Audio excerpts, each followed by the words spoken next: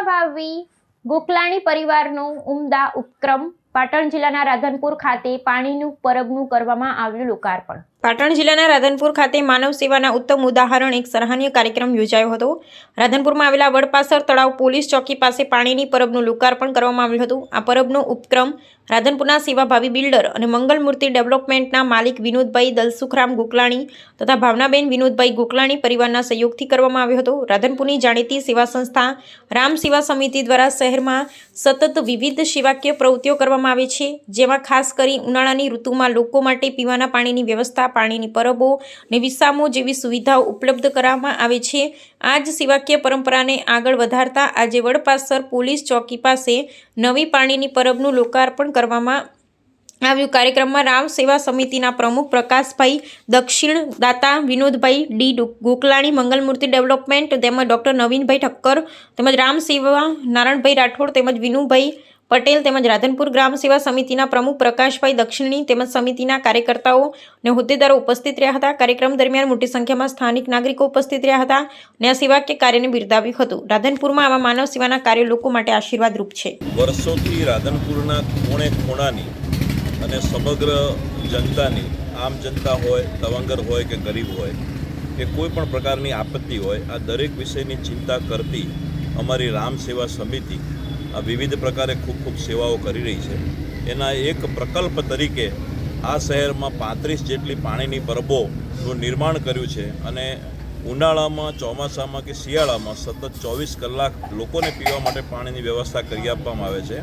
એવી જ આજે એક અમારા પરિવાર તરફથી એક પાણીના પરબનું ઘણા વર્ષોથી સંકલ્પ ચાલી રહ્યો છે, જેનું આજે અમારા પ્રતાપભાઈએ રિનોવેશન કરી ફરીવાર નિર્માણ કર્યું છે અને એનું આજે શુભ લોકાર્પણ હતું અને આ લોકાર્પણ નિમિત્તે અમે સૌ અહીંયા એકત્રિત થયા છીએ અને આજે ફરીવાર આ પાણીની પરબ ખુલ્લી મૂકી છે।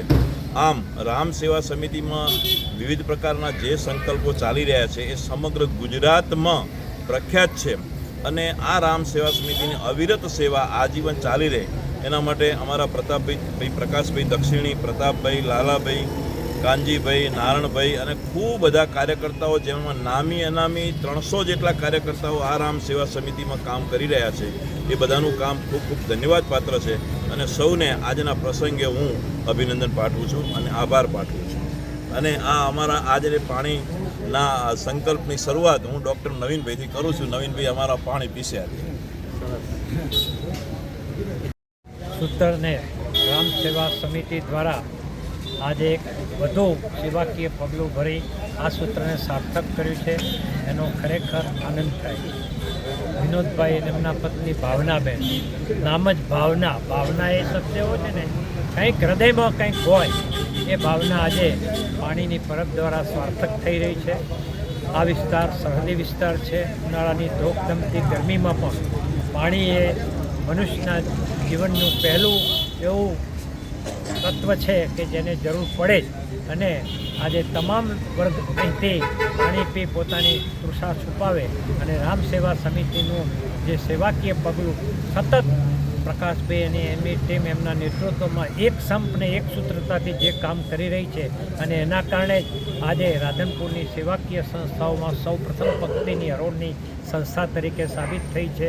અગાઉ પણ કોરોનામાં પણ જે ભેખ ધર્યો હતો ભાઈ શ્રી લાલાભાઈ, કુલદીપભાઈ, પપ્પુભાઈ, પ્રકાશભાઈ, વિનોદભાઈ, નારણભાઈ, બીજા અન્ય બધા જ મિત્રો સાથે મળીને જે એક તાંતડે બંધીને જે સેવાકીય પ્રવૃત્તિ કરી રહ્યા છે એને બિરદાવતા ખૂબ આનંદ થયો। કાંઠે આવેલું આપણું રાધનપુર નગર, એમાં પણ આ નગરમાં રણમાં વીડી સમાજ શ્રીરામ સેવા સમિતિ પર અનેકવિધ સેવાઓ આ વિસ્તારમાં થઈ રહી છે અને શ્રીરામ સેવા સમિતિની સેવાની પ્રેરણા લઈ અને સમગ્ર ગુજરાતે અનેકવિધ સેવા પ્રકલ્પો ચાલુ કર્યા છે।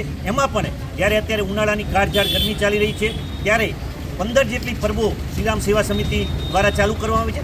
એમાં પણ આપણી ભારતીય સંસ્કૃતિમાં માટીમાં જે પાણી છે એનું મહત્વ રહેલું છે, એટલે છેલ્લા 2 વર્ષથી રામ સેવા સમિતિ દ્વારા ગઢાની અંદર ઠંડુ અમૃત તુલ્ય પાણી લોકોને આપી રહ્યા છે। સાથે સાથે પરબની સાથે વિસામાનું પણ આયોજન છે। અત્યારે વિનોદભાઈ ગોકલાણી તથા ભાવનાબેન ગોકલાણી પરિવાર દ્વારા અહીંયા નવીન પાણીનું પરબનું ઉદ્ઘાટન કરવામાં આવેલું છે।